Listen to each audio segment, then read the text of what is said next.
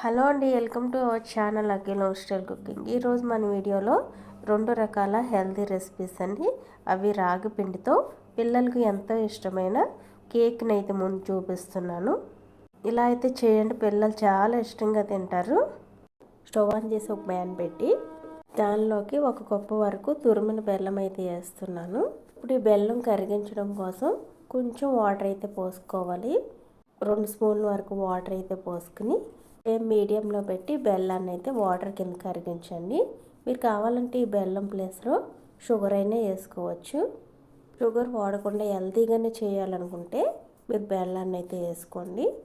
చూడండి, బెల్లం అయితే వాటర్ కింద అయితే కరిగింది. ఇప్పుడు స్టవ్ ఆపేసి ఒక మిక్సింగ్ బౌల్ అయితే తీసుకోవాలి. ఆ బౌల్లోకి ఏ కప్పుతో మనం బెల్లం వేసామో అదే కప్పుతో 1/2 కప్పు వరకు ఫ్లేవర్లెస్ ఆయిల్ అయితే పోసుకోండి. నెక్స్ట్ వచ్చేసి 1/2 కప్పు వరకు పెరుగు అయితే పోసుకోవాలి.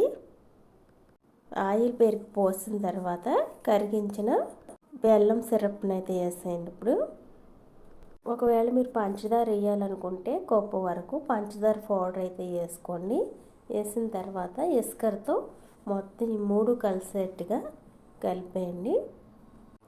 చూడండి, ఈ విధంగా కలిపేసిన తర్వాత ఇప్పుడు దీనిపైన స్ట్రైనర్ అయితే పెట్టి ఏ కప్పుతో అయితే మనం బెల్లం తీసుకున్నామో అదే కప్పుతో 1 కప్పు వరకు రాగిపిండి అయితే వేసుకోండి. రాగిపిండి వేసిన తర్వాత సేమ్ అదే కప్పుతో 1 కప్పు వరకు గోధుమ పిండి అయితే వేసుకోవాలి. నెక్స్ట్ వచ్చేసి ఇందులోకి చిటికెడంత సాల్ట్ కూడా వేసుకోండి. వేసిన తర్వాత 1/2 స్పూన్ వరకు బేకింగ్ సోడా కూడా వేసుకోవాలి. నెక్స్ట్ వచ్చేసి 1 స్పూన్ వరకు బేకింగ్ పౌడర్ అయితే వేసుకోవాలి. ఇవన్నీ వేసిన తర్వాత ఇప్పుడైతే జల్లించేద్దాం. లాస్ట్లో వేస్ట్ అనేది వస్తుందండి, ఒక్కొక్కసారి చూసుకుని తీసి పడేయండి. ఇలా జల్లించేసిన తర్వాత ఇప్పుడు ఈ పిండిని అయితే కలిపేద్దాం. ఇస్కర్తో కానీ మీ దగ్గర ఒకవేళ స్పాచులా ఉన్నట్టయితే స్పాచులాతో కానీ ఈ పిండిలు మొత్తం మిక్స్ అయ్యేలాగైతే కలపండి. ఎక్కడ ఉండలు కానీ గడ్డలు కానీ లేకుండా అయితే కలపండి. ఇలా కలిపేసిన తర్వాత ఇందులోకి ఇప్పుడు పాలు అయితే పోసుకోవాలండి. కాచి చల్లార్చిన పాలు 1/2 కప్పు వరకు పడతాయి. ఒకేసారి అయితే పోసుకోకుండా కొంచెం కొంచెంగా అయితే పోసుకుని మనం కేక్ చేసుకోవడానికి కావాల్సిన కన్సిస్టెన్సీ వచ్చేదాకా అయితే చూసుకుని అయితే పోసుకోండి.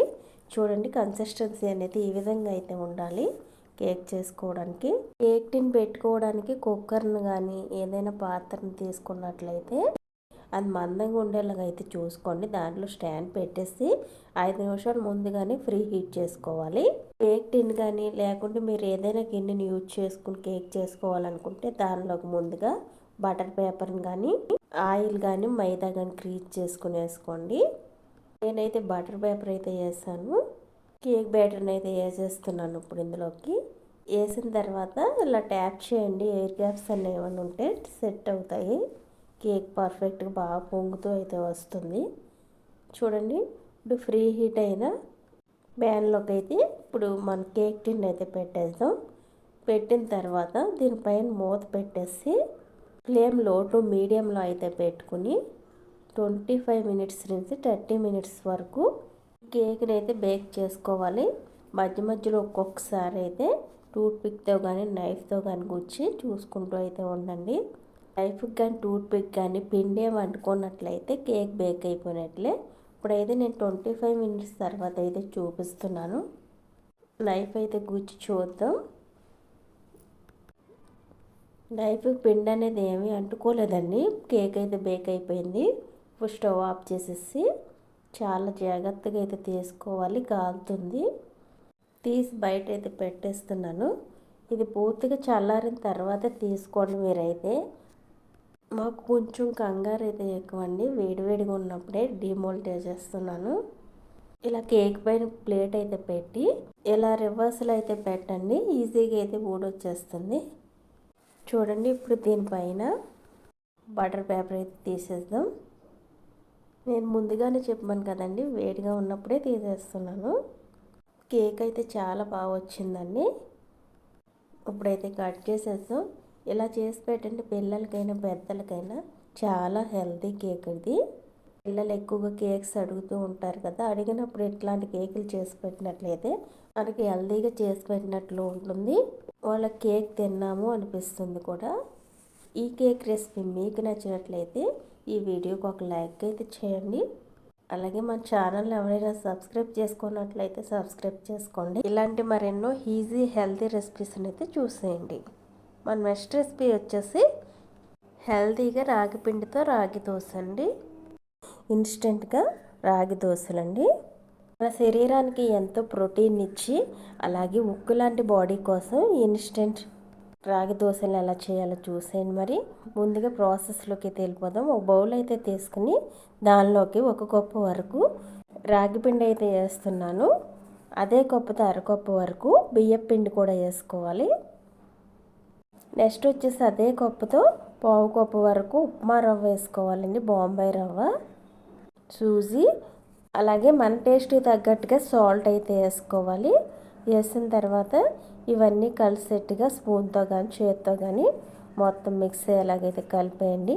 కలిపిన తర్వాత పావు కప్పు వరకు పుల్లటి పెరుగు అయితే పోసుకోండి. ఇన్స్టెంట్గా చేస్తున్నాం కాబట్టి పెరుగు అయితే పోసుకోవాలి.